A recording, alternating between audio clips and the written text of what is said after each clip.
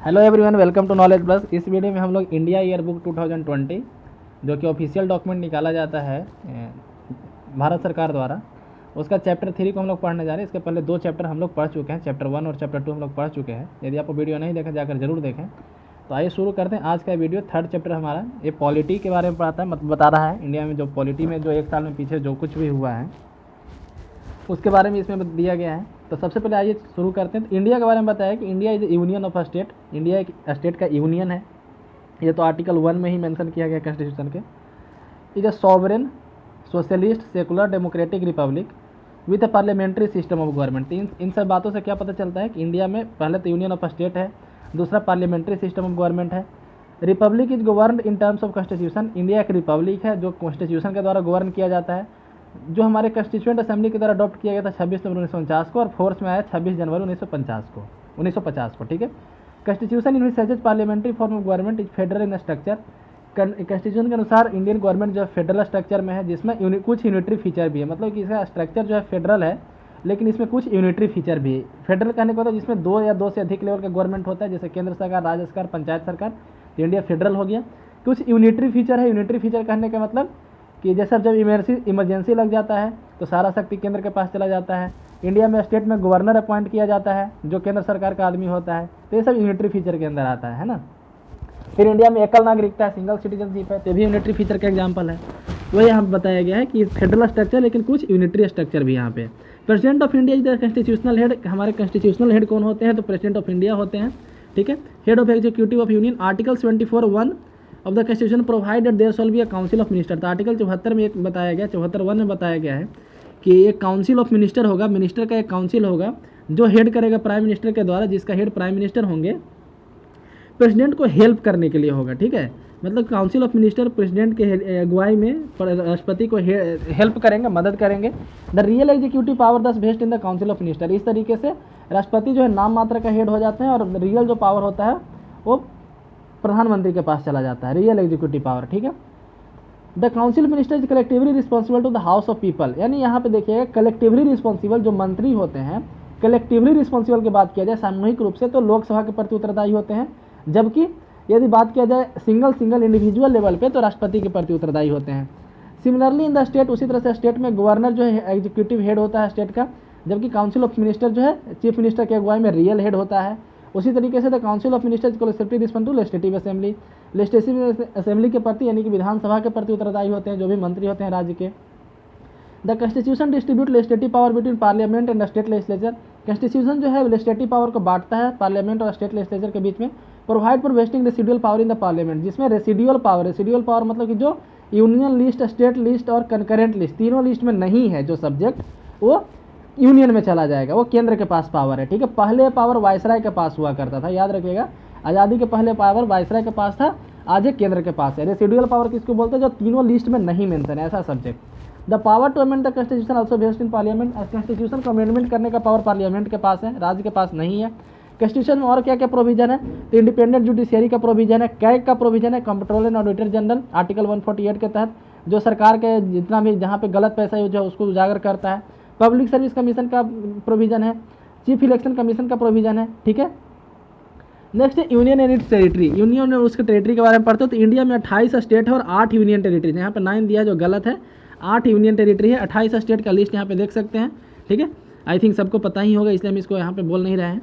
याद रखिएगा दमन एंड दीव, दादर नगर हवेली अब एक ही यूनियन टेरिटरी बन गया, पहले दोनों अलग अलग थे। ठीक है। Jammu and Kashmir reorganisation act 2019 was enacted, ministry of home affairs के द्वारा इनेक्ट किया गया था। ठीक है। 2 नवंबर यहाँ पे बताया गया है, 2 November 2019 to provide for reorganisation of the erstwhile while Jammu and Kashmir into 2 union territory. 2 union territory में इसको बांट दिया गया है। 1 2 पहले जैसे बोला जाता था उसको जम्मू कश्मीर के नाम से जाना जाएगा, दूसरा को लद्दाख के नाम से जाना जाएगा। अक्टूबर 31 को ये नोटिफाई हुआ था, मतलब कि लागू कब से हुआ? अक्टूबर 31 को, क्योंकि उस दिन सरदार वल्लभ भाई पटेल का जन्मदिन था, इसलिए उसी दिन जानबूझ करके लागू किया गया। हालांकि बिल जो है अगस्त में ही पास हो गया था।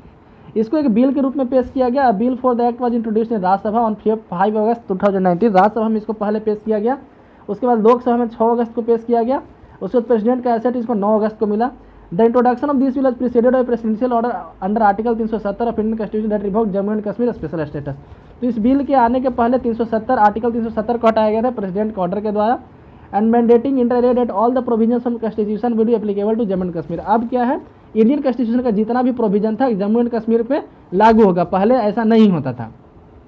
Accordingly state legislature including legislative council of the state has been abolish. तो वहाँ का जो स्टेट लेजिस्लेचर है, वहाँ का जो विधानसभा और विधान परिषद था, दोनों को हटा दिया गया है अभी से, ठीक है। और वहाँ पे एक legislative assembly of union territory of Jammu and Kashmir बनाया जाएगा। उसमें लेजिस्लेटिव असेंबली बनाया जाएगा, लेकिन वो union territory of Jammu and Kashmir का होगा, state of Jammu and Kashmir का नहीं। All the provision of constitution as amended from time to time have applicable to existing Jammu and Kashmir with effect from 5 अगस्त 2019। कॉन्स्टिट्यूशन में जितना भी अमेंडमेंट हुआ है अभी तक, सब 5 अगस्त 2019 मतलब उस दिन की रिपोर्ट से जो है लागू होगा, ठीक है। तो यहाँ पे बताया गया है श्री गिरीश चंद्र मुर्मू है ना, गिरीश चंद्र मुर्मू जो है वहाँ के पहले लेफ्टिनेंट गवर्नर बनाए गए हैं। Shri Girish Chandra Murmu is the first lieutenant governor of Jammu and Kashmir, जबकि राधा कृष्ण माथुर जो है लेफ्टिनेंट गवर्नर लद्दाख के बनाए गए हैं, पहले लेफ्टिनेंट गवर्नर, ठीक है। आइए हम लोग देखते हैं सिटीजनशिप के बारे में देखते हैं। The constitution also provide for a single citizen in whole the country. पूरे इंडिया के लिए एक सिंगल सिटीजनशिप होगा, कॉन्स्टिट्यूशन में ऐसा बताया गया है। Every person who has commencement of the constitution, यानी कि 26 जनवरी 1950 को कौन कौन होगा, सिटीजन कौन कहलाएगा, उसका क्या प्रोविजन है। तो 26 जनवरी 1950 को domiciled in the territory of India and who was born in India, या तो इंडिया में जन्म लिया हो, either whose parents were born in India, उनमें से कोई एक पेरेंट इंडिया में जन्म लिए हो, उसके दोनों पेरेंट में से, या फिर who has been ordinary resident in India for not less than 5 year become a citizen of India. यानी 26 जनवरी 1950 को यदि कोई उसके पहले, ठीक है, कोई जन्म लिया हो, उसके माता पिता में से कोई एक जो है यदि पेरेंट हो, या फिर 5 साल से इंडिया में रह रहा हो, तो वो सिटीजन मतलब वो सिटीजन के काबिल है, ठीक है। उस दिन ये प्रोविजन था। The citizenship act 1955 deal with matter relating to, तो फिर उसके बाद एक लाया गया था एक्ट सिटीजनशिप एक्ट 1955। उसमें सिटीजनशिप और कई तरीके से लिया जा सकता है, उसके बारे में बताया गया, जैसे एक्विजिशन, डिटर्मिनेशन, टर्मिनेशन, ठीक है। तो इस तरीके से कैसे मतलब कि हम लोग नागरिकता कैसे ले सकते हैं, कैसे छोड़ सकते हैं, ठीक है, उसके बारे में कहाँ मेंशन किया गया, तो सिटीजनशिप एक्ट 1955 में बताया गया है, ठीक है। इंडियन पॉलिटी के लेक्चर में आप उसको डिटेल में पढ़ सकते हैं। हमारे मतलब इस चैनल पे इंडियन पॉलिटी का भी लेक्चर है, उसमें आप उसको पढ़ सकते हैं। सिटीजनशिप अमेंडमेंट एक्ट के बारे में हम लोग यहाँ पढ़ते हैं। तो हाल ही में एक अमेंडमेंट किया है, सिटीजनशिप एक्ट 1955 का जो एक्ट था उसमें अमेंडमेंट किया गया। अमेंडमेंट क्या है वो हम लोग पढ़ते हैं। इसके लिए एक बिल लाया गया था जो पार्लियामेंट से पास किया गया 11 दिसंबर 2019 को। प्रेसिडेंट का एसेंट मिल गया 12 दिसंबर 2019 को। इस एक्ट के तहत क्या है, द एक्ट अमेंड एक्ट में फॉरेन इलीगल माइग्रेंट, तो ध्यान दीजिए फॉरेन इलीगल माइग्रेंट, ठीक है, मतलब विदेशों से आए हुए ऐसे इलीगल माइग्रेंट जो 6 रिलीजियस कम्युनिटी के हो। कौन कौन, हिंदू, सिख, बुद्धिस्ट, जैन, पारसी, क्रिश्चियन, ठीक है। हिंदू, सिख, बुद्धिस्ट, जैन, पारसी और क्रिश्चियन, जो 3 देश, 6 कम्युनिटी 3 देश, कौन कौन, अफगानिस्तान, बांग्लादेश और पाकिस्तान, वहाँ से आए हों तो इंडिया के सिटीजनशिप के लिए एलिजिबल हो जाएंगे, ठीक है। It is applicable to those who have taken shelter in India due to persecution on ground of religion और fear of such persecution in their countries. तो ऐसा किस लिए किया गया है, क्योंकि इतने कम्युनिटी वाले लोगों को वहाँ पे खतरा था, है ना, वहाँ पे उनको जान को खतरा था, उनके रिलीजन को खतरा था, ठीक है। यानी 31 दिसंबर 2014 के पहले या फिर 31 दिसंबर 2014 तक, ठीक है, जो भी आ गए हैं इंडिया में इन 3 देश से और इन 6 कम्युनिटी के लोग, उनको इंडिया का सिटीजनशिप मिल जाएगा। On acquiring citizenship such migrants will be deemed to be Indian citizens from the date of their entry to India, ठीक है। All legal proceeding regarding their status as illegal migrant और their citizenship will be closed. यदि उनके खिलाफ मतलब illegal migrant का तमगा दे दिया गया है, इलीगल माइग्रेंट होने के नाते उनके खिलाफ यदि केस चलाया गया है कि गलती से इंडिया में इंटर कर गया था, है ना, यानी कि गैरकानूनी रूप से इंडिया में इंटर किया है, तो अब उसके खिलाफ सारा केस बंद कर दिया। क्यों, क्योंकि अब उसको सिटीजनशिप मिल गया है। The third schedule of the act has amended to make applicant belonging to the said communities from the 3 countries eligible for citizenship and naturalisation. तो किस प्रोसेस से सिटीजनशिप मिलेगा ये पूछा जा सकता है, तो नेचुरलाइजेशन के थ्रू सिटीजनशिप मिलेगा उन लोगों को, ठीक है। तो पहले नियम क्या था कि पहले 11+1 का रूल था, मतलब यदि कोई आदमी इंडिया का सिटीजन बनना चाहता है तो उसको 11 साल मतलब कि कंटिन्यू भी रह सकता है या फिर रुक रुक कर, जैसे आया फिर अपने देश चला गया, फिर आया अपने देश चला गया, 6 महीना रहा, साल में 2 महीना रहा, तो 11 साल इस तरीके से प्लस 1 ईयर कंटिन्यू, वह 1 साल कंटिन्यू इंडिया में रहना चाहिए और 11 साल मतलब कि किसी भी तरीके से, ठीक है, तब वो जाकर के इंडिया का सिटीजन बन सकता था 12 साल रहने पे। अब इसको हटा करके 5+1 कर दिया गया, मतलब 5 साल किसी भी तरीके से और 1 साल लगातार, तो यानी अब 6 साल कर दिया गया, ठीक है। तो ये प्रोविज़न किया गया है। इस प्रोविज़न को लागू कहाँ नहीं किया जाएगा ये भी देख लीजिए। तो जो भी ILP वाले स्टेट थे, इनर लाइन परमिट वाले स्टेट थे, वहाँ लागू नहीं होगा। इनर लाइन परमिट वाले 4 स्टेट है, अरुणाचल प्रदेश, नागालैंड, मिजोरम, मणिपुर, ठीक है। ये 4 स्टेट ILP वाले हैं, यहाँ लागू नहीं होगा। उसके अलावा 6 शेड्यूल वाले जो स्टेट हैं AMTM जो स्टेट हैं 6 शेड्यूल वाले, असम, मिजोरम, त्रिपुरा, मेघालय, ये 4 स्टेट में भी लागू नहीं होगा। मतलब कहाँ कहाँ लागू नहीं होगा, तो 6 शेड्यूल वाले एरिया यानी कि मेघालय, मिजोरम, त्रिपुरा, असम, ये 4 स्टेट। उसके अलावा और कहाँ लागू नहीं होगा, तो अरुणाचल प्रदेश, नागालैंड, मिजोरम और मणिपुर। ठीक है, यानी मिजोरम दोनों तरीके से बच रहा है, 6 शेड्यूल से भी और ILP से भी। मणिपुर को लेटेस्ट अभी हाल ही में दिया गया है ILP। ठीक है, मणिपुर को अभी ILP दिया गया, पहले 3 ही स्टेट के पास ILP था। ILP एक्चुअली होता क्या है, उसको इनर लाइन परमिट बोलते हैं, एक तरह से बोल सकते हैं वीजा की तरह होता है। यदि आप इन चारों स्टेट में जाना चाहते हैं, इन चारों स्टेट में यदि आप जाना चाहते हैं तो आपको पहले यहाँ के गवर्नमेंट से परमिशन लेना होगा, उसी को ILP बोलते हैं, इनर लाइन परमिट। ठीक है, नेक्स्ट हम लोग फंडामेंटल राइट के बारे में पढ़ते हैं। तो फंडामेंटल राइट हमारे संविधान का पार्ट 3 में आता है, आर्टिकल 12 से 35 तक आता है। ठीक है, 6 फंडामेंटल राइट है, पहले 7 फंडामेंटल राइट थे, लेकिन अब संपत्ति का अधिकार को हटा दिया गया है। 44वें संविधान संशोधन 1978 के तहत हटा दिया गया था। ठीक है, तो यानी कि अब हमारे पास 6 ही फंडामेंटल राइट है, आर्टिकल 12 से 35 तक, पार्ट 3 ऑफ द कॉन्स्टिट्यूशन। ठीक है, तो हम लोग पढ़ते हैं, the constitution offer all citizen individually and collectively some basic freedom. तो कॉन्स्टिट्यूशन के तहत मतलब संविधान के तहत हर नागरिक को किसी भी मतलब कि किसी भी कैटेगरी का हो उसको कुछ बेसिक फ्रीडम दिया गया है। These are guaranteed in the constitution from of 6 broad category, इसको 6 कैटेगरी में बांटा गया है, जो जस्टिफाइएबल है, मतलब कि जिसके लिए आप कोर्ट जा सकते हैं। यदि आपको संविधान में राइट नहीं मिला है, फंडामेंटल राइट नहीं मिल रहा है आपको, तो आप जो है कोर्ट जा सकते हैं। आर्टिकल 12 से 35 content in part 3 of the constitution deal with fundamental right. ये राइट कौन कौन है, तो पहला है राइट टू इक्वलिटी। ठीक है, हर तरीके से समानता, including equality before law, prohibition, discrimination, ground of religion, race, तो किसी भी तरह का डिस्क्रिमिनेशन आपको नहीं हो सकता है, राइट टू इक्वलिटी है। नेक्स्ट है राइट टू फ्रीडम, किस चीज़ का फ्रीडम, तो speech and expression, assembly, association और यूनियन, मूवमेंट, रेसिडेंस कहीं भी रह सकते हैं। Right to practise any profession, किसी भी तरह के बिजनेस को कर सकते हैं। ठीक है, लेकिन इसके लिए कुछ कंडीशन है कि some of the rights are subject to security of state, आप कुछ ऐसा काम नहीं कर सकते जो जिससे भारत को खतरा हो। ठीक है, नेक्स्ट है राइट अगेंस्ट एक्सप्लोटेशन, शोषण के विरुद्ध अधिकार, तो इसके तहत हर तरीके का forced labour, child labour, traffic in human being, इसको इलीगल घोषित किया गया। Right to freedom of consequence, free profession, practice and propagation of religion, यानी बोल सकते हैं कि अपने मन से किसी भी धर्म को चुनने का अधिकार, आप जिस धर्म को फॉलो करना चाहते हैं उसको फॉलो करें। Right of any section of citizen to conserve their culture, अपने कल्चर को कंजर्व करने का अधिकार, अपने लैंग्वेज, अपने स्क्रिप्ट, ये सब को कंजर्व करने का अधिकार। लास्ट में है राइट टू कॉन्स्टिट्यूशनल रेमेडीज, यानी कि यदि ऊपर जो 5 जो अधिकार दिया गया है, 5 अधिकार जो ऊपर अभी हम लोग पढ़े, इसमें से कोई आपको नहीं मिलता है तो डायरेक्ट आप सुप्रीम कोर्ट जा सकते हैं, ये 6ठा अधिकार है। ठीक है, तो ये आर्टिकल 32 के तहत आता है। इसको जो है भीमराव अम्बेडकर के द्वारा संविधान का आत्मा कहा गया था। तो आप ये याद रखिएगा, फंडामेंटल राइट का पूरे संविधान का मैग्ना कार्टा बोला जाता है, पूरे संविधान का मैग्ना कार्टा आप हिंदी में समझ सकते हैं कि मंगलकर्ता। ठीक है, इसी का इंग्लिश वर्ड हो गया मैग्ना कार्टा। ठीक है, पूरे संविधान का मंगलकर्ता बोल सकते हैं, फंडामेंटल राइट को कहा जाता है। नेक्स्ट है फंडामेंटल ड्यूटीज, तो हमारे पास यदि कुछ अधिकार मिला है तो कुछ ड्यूटी भी मिला है ना। तो यदि आप किसी से कुछ लेते हैं तो कुछ देना भी पड़ता है, तो उसी तरह से तो हमारे संविधान में, ओरिजिनल संविधान में फंडामेंटल ड्यूटी नाम का कोई चीज़ नहीं था। ठीक है, संविधान में जोड़ा गया है फंडामेंटल ड्यूटी 42वां संविधान संशोधन के तहत, 42nd अमेंडमेंट एक्ट के तहत। ठीक है, 42nd amendment act article 51A में है, पार्ट 4A में है। तो याद रखिएगा, सरदार स्वर्ण सिंह कमेटी की रिपोर्ट के आधार पर 42nd amendment act article 51A part 4A, ये है हमारा फंडामेंटल ड्यूटी। को पहले जो है 10 ही फंडामेंटल ड्यूटी थे, अब 11 फंडामेंटल ड्यूटी है। तो 11वां कब ऐड हुआ, तो 86वां संविधान संशोधन के तहत ऐड हुआ। ठीक है, तो इस तरीके से जो है हमारे पास 11 फंडामेंटल ड्यूटी हैं, यानी 11 कर्तव्य हैं जो हर नागरिक को करना चाहिए। पार्ट 4A में है, आर्टिकल 15A में है, 42वां संविधान संशोधन स्वर्ण सिंह कमेटी के रिकमेंडेशन के आधार पर 11 है, पहले 10 था, एक जो है लास्ट वाला जो ऐड हुआ है वो जो है 86th अमेंडमेंट एक्ट के तहत ऐड हुआ है। अब हम लोग पढ़ते हैं DPSP, directive principle of state policy. एक क्या है, DPSP क्या है, तो स्टेट को डायरेक्शन देता है, स्टेट यानी सरकार को डायरेक्शन देता है, सरकार को निर्देश देता है कि तुमको यदि कुछ नहीं समझ में आ रहा है कि तुमको क्या करना है तो तुम ये काम करो, है ना। मतलब सरकार को ऑर्डर देता है कि तो आपको कम से कम इतना करना है। ठीक है, तो ये कहाँ आता है, तो पार्ट 4 में है, आर्टिकल 36 से 51 तक है, आर्टिकल 36 से 51 तक है।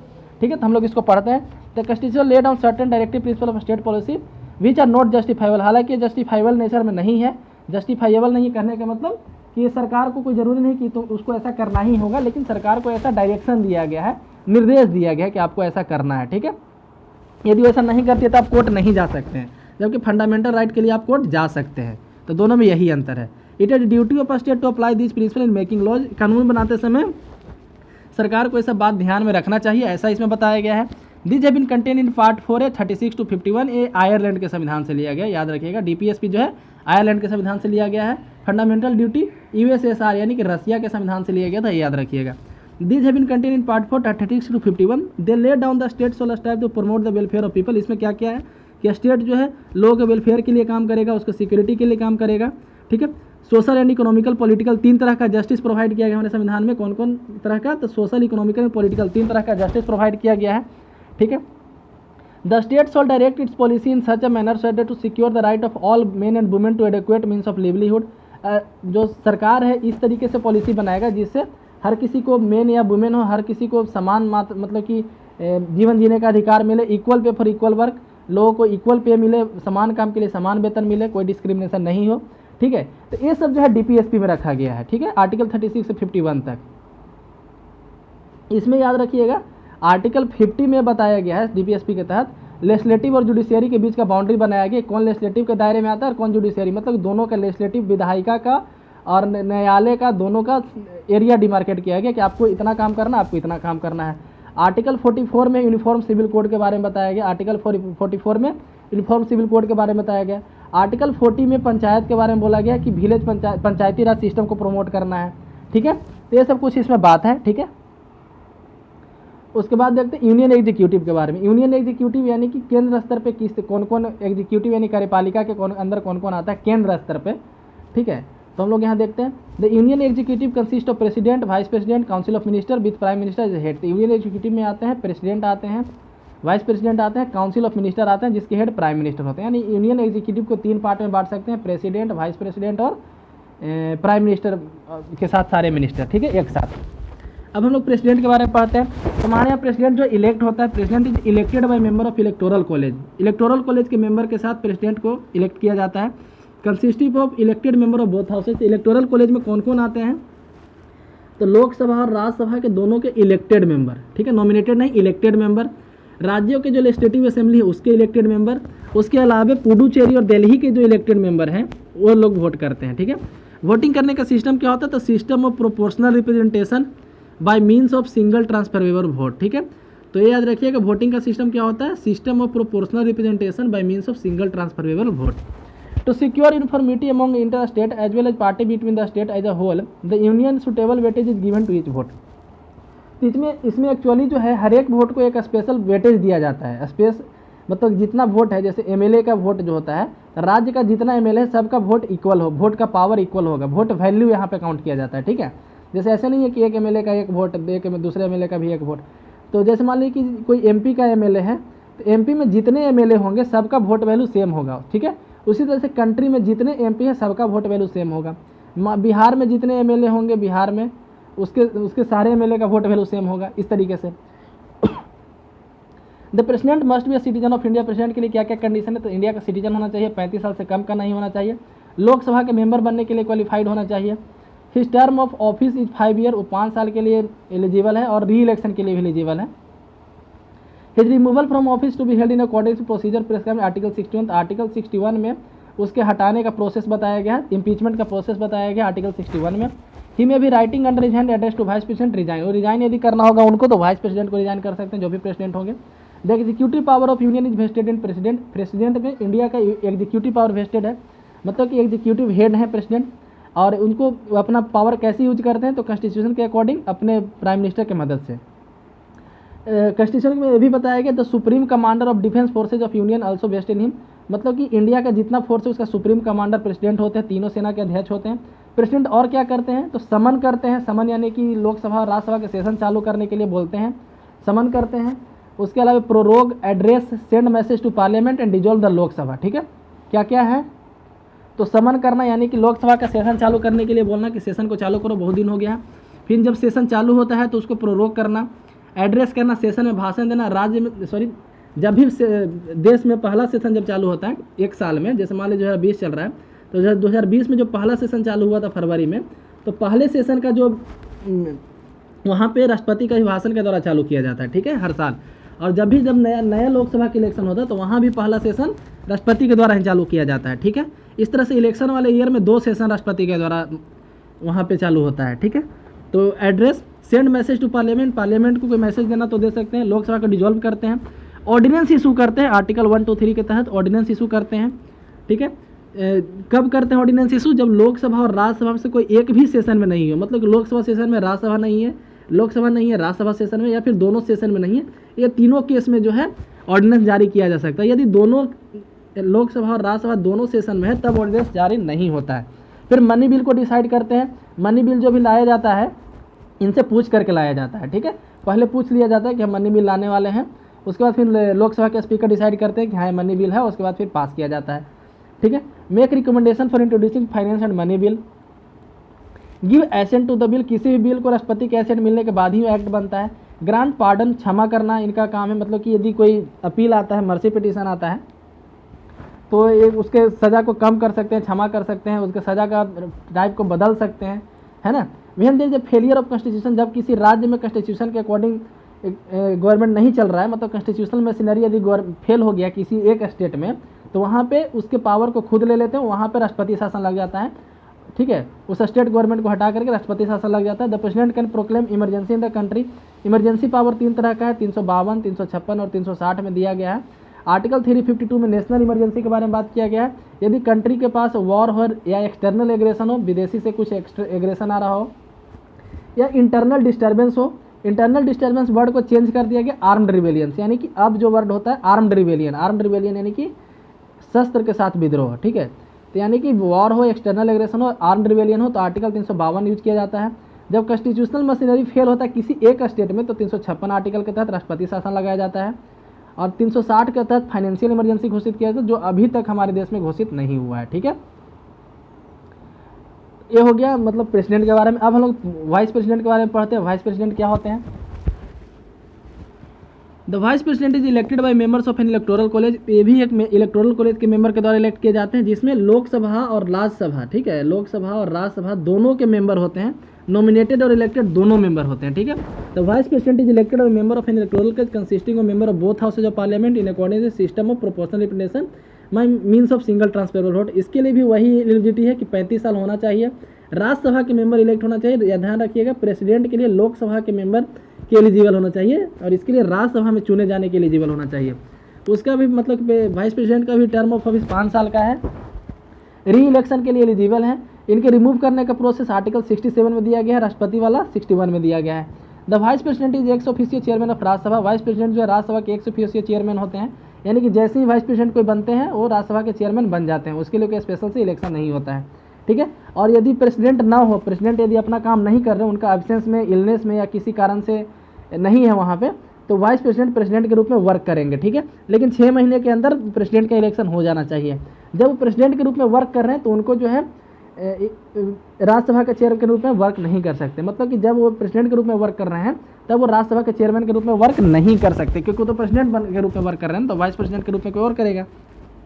डिप्टी चेयरमैन आएंगे राज्यसभा के।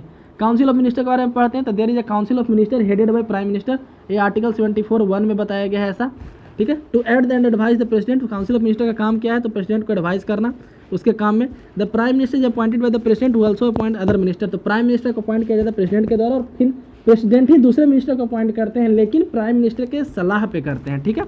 The council of minister is collectively responsible to Lok Sabha, जो काउंसिल ऑफ मिनिस्टर है रिस्पॉन्सिबल है लोकसभा के प्रति, कलेक्टिवली रिस्पॉन्सिबल है लोकसभा के प्रति और इंडिविजुअली प्रेसिडेंट के प्रति रिस्पॉन्सिबल है। और प्राइम मिनिस्टर की ड्यूटी है कि सारा डिसीजन को प्रेसिडेंट को बताए। It is the duty of prime minister to communicate to the president all decision of council of minister, मतलब कि काउंसिल ऑफ मिनिस्टर क्या काम कर रहा है प्रेसिडेंट को बताना, ये प्राइम मिनिस्टर का काम है, ठीक है।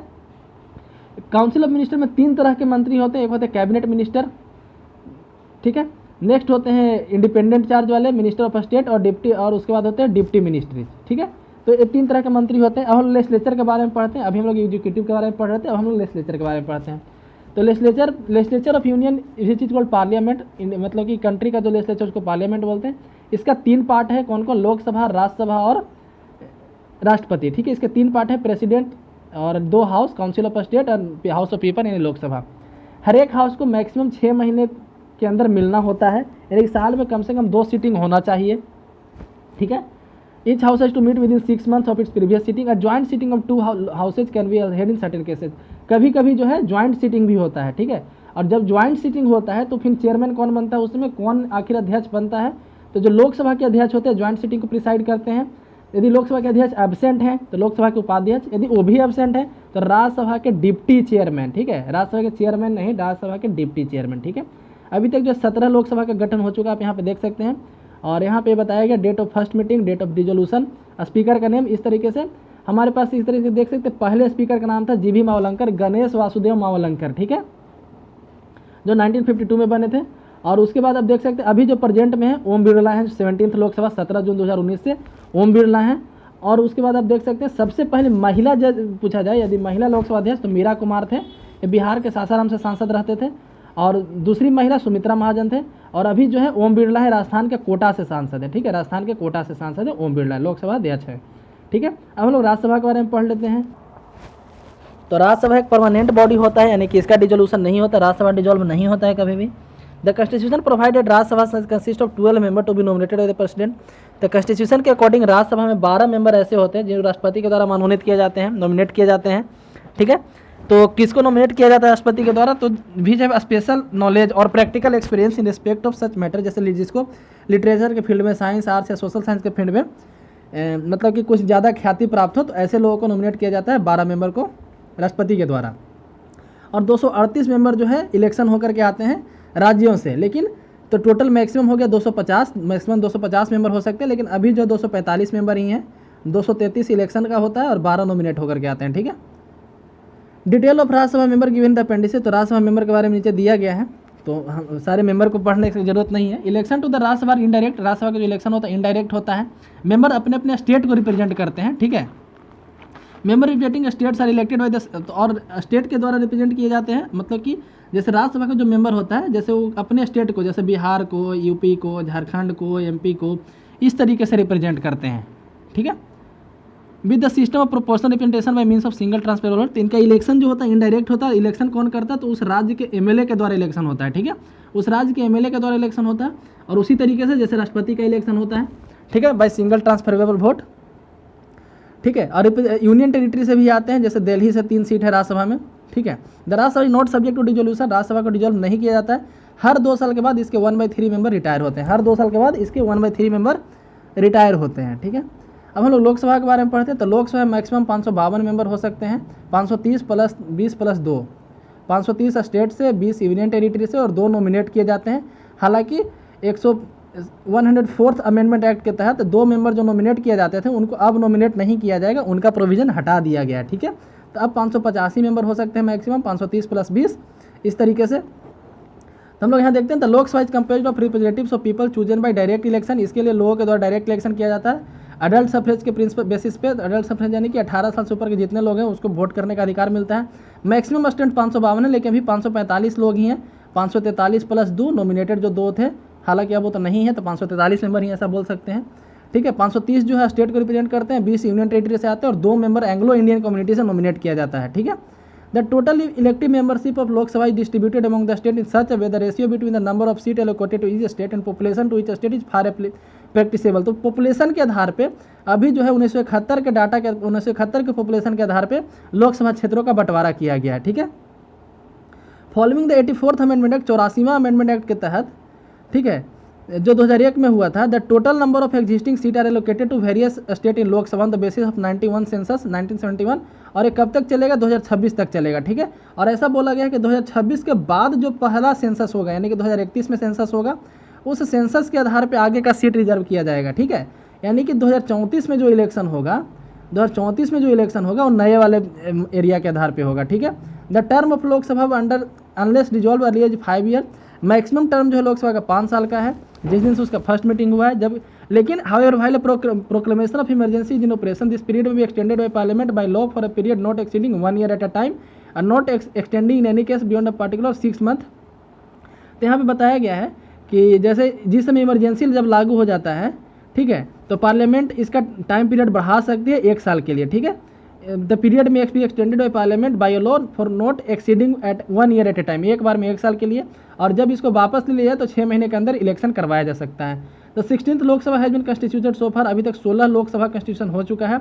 The term of Lok Sabha and speaker is given in table, तो ऊपर हम लोग देखे थे। The name of members in 17th Lok Sabha, तो अभी जो है 17वां लोकसभा है, ठीक है, चल रहा है जो। क्वालिफिकेशन क्या होना चाहिए इसके इलेक्शन के लिए? In order to choose a member of parliament a person must be citizen India not less than 30 year in the Rajya Sabha में इलेक्शन के लिए 30 साल और लोकसभा के लिए 25 साल का होना चाहिए। ठीक है। Function of power of the parliament, parliament का क्या फंक्शन और क्या पावर है उसके बारे में हम लोग देख लेते हैं। The parliament in India has cardinal function of legislation overseeing administration. इसका कई फंक्शन है, जैसे नया कानून बनाना, एडमिनिस्ट्रेशन को देखना, बजट पास करना, वेंटिलेशन ऑफ पब्लिक ग्रीवांसेज को सोल्व करना।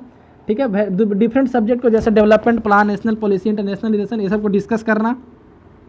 The distribution of power between the union and the state following the constitution emphasises in many ways the general predominance of the parliament in the legislative field. तो हालांकि यहाँ पे बताया जा रहा है कि यहाँ पे बंटवारा किया गया है, यहाँ पे बंटवारा किया गया है सेंटर और स्टेट के बीच में कि उसका क्या पावर होगा लेजिस्लेशन के फील्ड में। ठीक है। लेकिन फिर भी जो बंटवारा है उसमें सेंटर को ज़्यादा पावर दिया गया है। The parliament can under certain circumstances assume legislative power with respect to subject falling within the sphere of state. तो किसी किसी स्पेशल केस में क्या होता है कि स्टेट का जो पावर है उस पर भी केंद्र कानून बना सकता है। तो स्पेशल केस कैसे है? जब उस स्टेट में राष्ट्रपति शासन हो पार्टिकुलर स्टेट में। दूसरा, राज्यसभा जो है 2/3 से एक रिजोल्यूशन पास कर दे और उस सब्जेक्ट को नेशनल इंपॉर्टेंस का घोषित कर दे, तब जाके के पार्लियामेंट भी उस पर कानून बना सकता है। तीसरा, जब पूरे कंट्री में नेशनल इमरजेंसी लागू हो तब जाके पूरे मतलब कि स्टेट का लेजिस्लेटिव पावर सेंटर में आ जाता है। तो इस तरीके से और क्या इसको पावर दिया गया है? It can impeach the president and remove the जजेज of supreme court and high court. तो प्रेसिडेंट को इम्पीचमेंट का पावर पार्लियामेंट के पास है। सुप्रीम कोर्ट और हाई कोर्ट के जज को इम्पीच कर सकता है। चीफ इलेक्शन कमिश्नर को इम्पीच कर सकता है। कैग को कंप्ट्रोलर एंड ऑडिटर जनरल जो होते हैं उनको भी इम्पीच कर सकता है कॉन्स्टिट्यूशन में जो प्रोविजन उसके आधार पे। All legislation require consent of both the houses of parliament. जितना भी कानून बनता है दोनों जगह से पास कराना पड़ता है, लोकसभा राज्यसभा दोनों से। मनी बिल के केस में जो है लोकसभा का थोड़ा ज़्यादा पावर चलता है ना, वहाँ पे राज्यसभा में पास होना जरूरी नहीं रहता है। ठीक है। उसके अलावा कॉन्स्टिट्यूशन में अमेंडमेंट करने का पावर भी सेंट्रल लेजिस्लेचर के पास ही है, मतलब केंद्र के पास ही है। अब हम लोग पढ़ते हैं पार्लियामेंट्री कमेटी के बारे में। पार्लियामेंट्री कमेटी क्या है? The function of parliament are varied in nature. Parliament का फंक्शन काफ़ी ज़्यादा है, तो उसको मदद करने के लिए पार्लियामेंट्री कमेटी बनाया गया है। ठीक है। The time is at disposal is limited. इसका टाइम लिमिटेड है, मतलब कि सेशन भी काफ़ी कम दिन के लिए चलता है और काफ़ी ज़्यादा काम होता है। ठीक है। इसलिए डिटेल्ड स्क्रूटनी नहीं कर सकता किसी कानून को। डिटेल्ड स्क्रूटनी मतलब उसमें ज़्यादा डिटेल के अंदर देखना हो इसमें क्या बेनिफिट है या फिर क्या और इसमें ज़रूरत है सुधार का, तो मतलब कि सेंटर वहाँ पे पार्लियामेंट अपने सेशन में नहीं कर सकता। तो इसके लिए क्या किया गया है? The good deal of parliamentary business therefore transacted in the committee. तो इसके लिए एक डिफरेंट कमिटी बनाया है। कमिटी 3 तरह के होते हैं, फाइनेंशियल कमिटी, डिपार्टमेंटल कमिटी और अदर कमिटी। ऐसे नाम से जाना था। डिपार्टमेंट फाइनेंशियल कमिटी 3 होते हैं, डिपार्टमेंटल कमिटी 24 होते हैं। हम लोग अभी सबके बारे में यहाँ पे पढ़ेंगे। Both the houses have a similar committee structure with few exception. दोनों हाउसेज में लगभग एक ही जैसे कमिटी स्ट्रक्चर है, कुछ ही एक्सेप्शन है। The appointment, term of office, function, procedure of conduct business are also more और लेस सिमिलर। तो उनका अपॉइंटमेंट कैसे होता है, टर्म ऑफ ऑफिस मतलब कितने साल के लिए कमेटी होता है, मैक्सिमम मतलब कि अधिकांशतः कमेटी 1 साल के लिए ही होता है। ठीक है। और फिर उनका बिजनेस कंडक्ट करने का तरीका लगभग सेम होता है। ठीक है। और यहाँ बताया गया कि आर्टिकल 118 में जो है ये मेंशन किया गया पार्लियामेंट्री कमेटी के बारे में। ठीक है। तो broadly parliamentary committee of 2 type, 2 तरह के पार्लियामेंट्री कमेटी है, स्टैंडिंग और एडहॉक।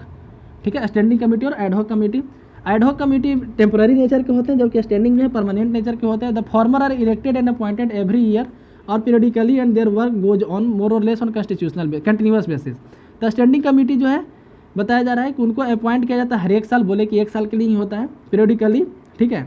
और कंटिन्यूअस उनका गठन होते रहता है, मतलब कि परमानेंट होते हैं ना, हर साल इनका गठन होता है। इस तरीके से जो एडहॉक कमेटी है किसी खास काम के लिए अपॉइंट किए जाते हैं ना, कोई खास काम के लिए अपॉइंट, जैसे जेपीसी किया जाता है अपॉइंट, ज्वाइंट पार्लियामेंट्री कमेटी। इसमें सारे पार्टी के मेंबर होते हैं। ठीक है। और किसी खास मुद्दे पे बात करने के लिए इसमें गठन किया जाता है। अब स्टैंडिंग कमेटी के बारे में पढ़ते हैं। Among the standing committee 3 financial committee. Standing committee 3 तरह के हैं। स्टैंडिंग कमेटी 3 तरह के हैं, फाइनेंशियल कमेटी, उसके बाद फिर आते हैं डिपार्टमेंटल कमेटी और फिर तीसरे तरह के अदर कमेटी मिसलेनियस में डाल दिया जाता है। तो फाइनेंशियल कमेटी 3 तरह के होते हैं, committee on estimate, public account committee और पब्लिक अंडरटेकिंग कमेटी। ठीक है। Constitute a distinct group as the keep under rating vigil power government expenditure and performance. तो 3 फाइनेंशियल कमेटी क्यों इसको बोला जाता है? ये फाइनेंस से रिलेटेड मैटर पे गवर्नमेंट को देखती है, फाइनेंस से रिलेटेड मैटर पे गवर्नमेंट को देखती है। While the member of Rajya Sabha associated with the committee on public account and public undertaking, the member of committee. तो ये तीनों मेंबर में जो सबसे पहले देखिए कमेटी ऑन एस्टीमेट जो है, इसमें 30 मेंबर होते हैं और सब के सब लोकसभा से होते हैं। कमेटी ऑन एस्टीमेट जो है 30 मेंबर होते हैं, सब के सब लोकसभा से होते हैं। पब्लिक अकाउंट कमेटी में 22 मेंबर होते हैं, जिसमें 15 लोकसभा और 7 राज्यसभा से होते हैं। और पब्लिक अंडरटेकिंग वाले कमेटी में भी 15 लोकसभा और 7 राज्यसभा से होते हैं, तो इसमें भी 22 मेंबर होते हैं। ठीक है, उसी के बारे में बताएगा कि एस्टीमेट कमेटी का काम क्या है। तो किसी कोई प्रोजेक्ट पे अनुमान लगाना कि कितना इसमें लागत आएगा, है ना। The committee report on what economic improvement in organisation efficiency और administrative reform consistent with policy. ठीक है, तो इसका ये काम है। पब्लिक अकाउंट कमेटी स्क्रूटाइज करता है कि गवर्नमेंट का खर्च कहाँ पे पैसा ज़्यादा खर्च हो रहा है, मतलब कैग का जो काम है, ठीक है, वही काम लगभग पीएससी का भी है, पब्लिक अकाउंट कमेटी का भी है। ठीक है, और ट्रेडिशनल पर्पज से, मतलब कि परंपरागत रूप से पब्लिक अकाउंट कमेटी के जो अध्यक्ष होते हैं विपक्ष पार्टी के नेता होते हैं। ठीक है, तो पीएससी का काम क्या है, ये इंश्योर करता है, it ensure that public money in accordance with parliament decision, public का मनी जो है सही तरीके से खर्च हो रहा है। ठीक है, और यदि पैसा वेस्ट हो रहा है तो फिर कॉल अटेंशन मोशन लाता है, मतलब कि पार्लियामेंट में एक मोशन लाया जाता है सरकार का ध्यान दिलाने के लिए कि यहाँ पे पैसा आप गलत तरीके से खर्च करें या बर्बाद कर रहे हैं। The committee on public undertaking examine report of CAG का जो रिपोर्ट होता है उसको एग्जामिन करने के लिए कमिटी ऑन पब्लिक अंडरटेकिंग है। If any it also examine whether public undertaking are being run efficiently. इसके अलावा और क्या काम करता है, जो सरकारी कंपनी है वो सही तरीके से काम कर रहा है कि नहीं, वो कमिटी ऑफ पब्लिक अंडरटेकिंग का काम होता है। ये 3 फाइनेंशियल कमेटी के अलावे the rule of committee of Lok Sabha recommend setting of 17 departmental relating stating committee. तो लोकसभा के तहत 17 डिपार्टमेंटल कमेटी सेटअप किया जाता है। ठीक है, accordingly 17 departmental relating stating committee set on April 8, 1993। In July 2004 rules were amended to provide for the constitution of 7 more such committee the raising the number of DRC to 7024। तो 1993 में ऐसा बोला गया कि 17 कमेटी और 17 कमेटी गठित करते हैं, हर एक डिपार्टमेंट का अपना एक कमेटी गठित कर देते हैं। लेकिन फिर 2004 में इसको बढ़ा करके 17 से 24 कर दिया गया, 17 से बढ़ा करके 24 कर दिया गया। इस कमेटी का फंक्शन क्या होता है, तो consider the demand for grant of various ministries, various ministry के द्वारा जो पैसा मांगा गया है उस पर देखना कि क्या सही से मांगा गया है, गलत है, मतलब ज़्यादा मांग लिया गया है। टू एग्जामिन सच बिल्स, जिस डिपार्टमेंट का वो कमेटी है उस डिपार्टमेंट से जो बिल आएगा, है ना, उसको एग्जामिन करना। उसके बाद क्या है, to consider annual report of ministries department and make reports thereon. फिर साल भर में एक रिपोर्ट जारी किया जाता है हर एक मंत्रालय के द्वारा, उस रिपोर्ट पे देखना कि इस रिपोर्ट में सही बात लिखा गया है कि गलत लिखा गया है, गवर्नमेंट बढ़ा चढ़ा के तो नहीं लिखी है, ये सब करना। To consider policy document presented on the houses if refer to committee by the chairman. और यदि चेयरमैन के द्वारा किसी चीज़ को कमेटी में भेज दिया जाता है, ठीक है, तो वहाँ पे इसको देखना, जैसे जो राज्यसभा के अध्यक्ष या फिर लोकसभा के जो अध्यक्ष होते हैं किसी बिल को कमेटी को भेज देते हैं, तो फिर वो कमेटी उस बिल को भी देखती है। ठीक है,